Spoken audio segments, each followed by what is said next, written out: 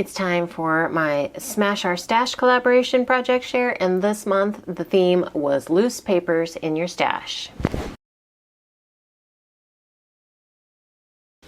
Hey guys, it's Beth. Welcome. It is time for the Smash Our Stash collaboration project share. This is a collab that I host that just encourages you to play with those items that might be hoarded or forgotten in your stash.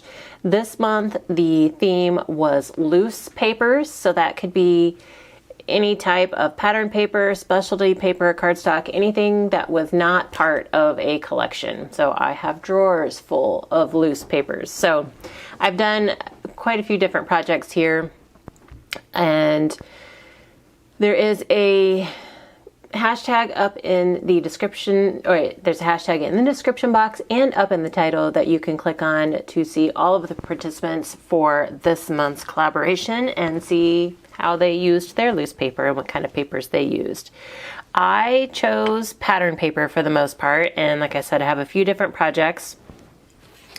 I have some tier tray decor items here. I was going through my stash of things that I could upcycle or make into something, and was trying to use some things up this month. So these are some wood, they might even be MDF hearts that I picked up at Michael's a long time ago on clearance.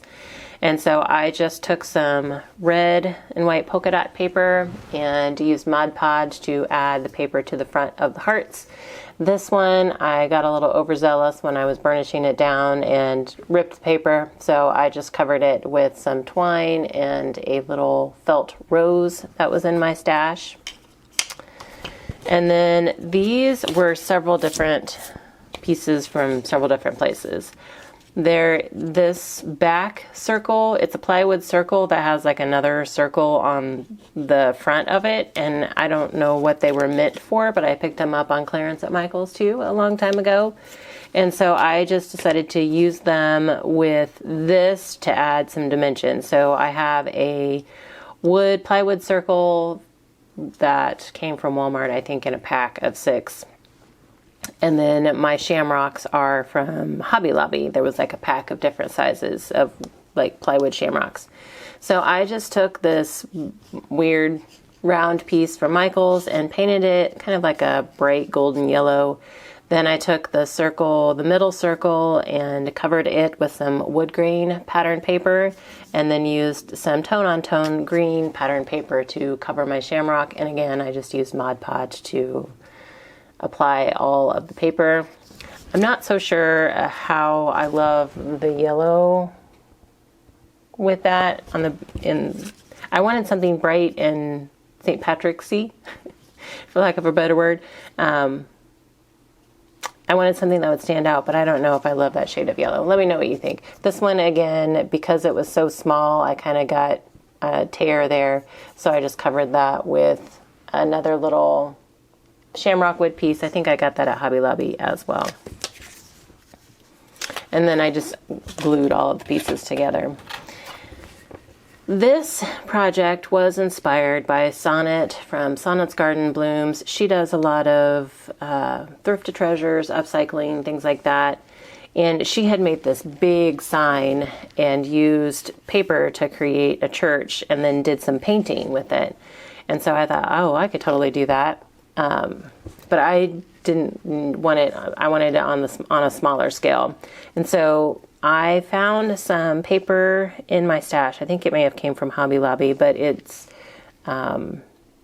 there's the Lord's Prayer, and there's some other prayers all over the paper, kind of collaged onto the paper.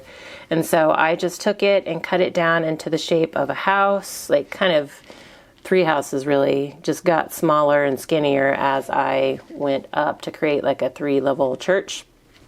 I did use some distress ink to ink the edges, and then she used paint to paint a door, and then she did wreaths because hers was Christmas themed. I didn't necessarily want mine to be Christmas themed. I just wanted something I could have out all year. And instead of paint, I decided to use a paint marker. And I'm not sure, one, if I like the black. I think I would have liked the brown for the windows and the doors.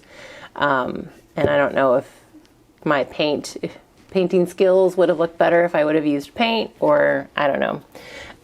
But I do like the black marker cross on the top. I think that's fine. And overall, I think it's fine. If I would have done it bigger, I probably could have done like some wooden wreaths or some wooden round pieces to be windows and doors, but it was small, so I just decided to use marker. So this is kind of an experiment. I'd like to make some of these like smaller versions to sell, so I need to kind of work on my skill for how I do the windows and the doors. But anyway, I like it, and I am happy to put that in my house. And then, because I had been trying to finish up scrapbooking my 2017 pictures, it was a goal for 2023 that bled into January a little bit. I ended up using quite a few sheets of random papers to finish off my scrapbooking. So we went to Indiana Dunes National Park up in northern Indiana in 2017. And so I kind of went through my stash. There were like 3 different elements to our trip. We had the campground, we had the beach, and then hiking on the dunes. And so I went through my stash and found some papers that kind of represented like the sand dunes, some that were more earthy for the campground, and then some like water beach themed papers for when we were at the beach. So this one, I pulled in this was kind of a random sheet that I've used. I ended up using it throughout a bunch of different camping layouts. Then I had this kind of mottled brown, tan, caramelish piece of pattern paper that I ended up backing on some cardstock, some thin cardstock, because this paper was thin, the cardstock was thin, so together it's a little bit heavier weight. But then just use that as my mat for the page. And then I ended up bringing in a bunch of scraps, so that was nice. But across our beach layouts, I used up a sheet of sand, a sheet of these were 8.5 by 11 piece sheets, I think, a sheet of this like little waves, and then just this blue pattern. And I have a bunch, like 3 sets of 2-page layouts. So I think it went like that.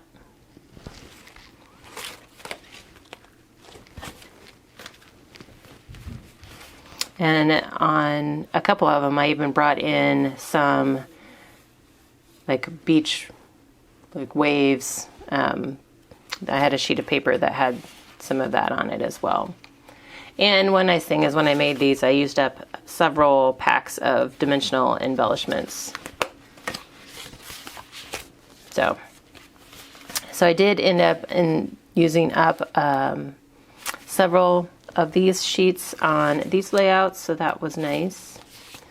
And then I pulled in, I had a bunch of sand pieces that like had sand look to it, or pictures of sand or whatever. So I just pulled those in. I pulled in 1 sheet to cover these 3 layouts. I just kind of tore and did them in the corners just for kind of a different look. And then this one, I ended up pulling in another whole sheet for this one, and then used bits from what was left from the other 2 layouts. These may have been in a collection at some point, but they weren't whenever I got them. They were just random sheets in my stash, but I think they may have gone together. I'm not sure. But I just decided to pull them together for this 2-page layout. I liked the pops of red and the flowers. I don't know if those are poppies or peonies. I don't know what those are. So I just used those together for this layout, and then found some embellishments in my stash. Again, pulled in some random sheets. This was actually left over, I think, from the basic gray layout that I did in January. I had a few strips, so I just decided to pull that in, and then found a piece of kind of heavier weight pattern paper in my stash that I used as my backer sheet, that stripe. Here I pulled in a sheet of the paw print. I used that throughout the next few layouts, and then pulled in some scraps that I had that would work.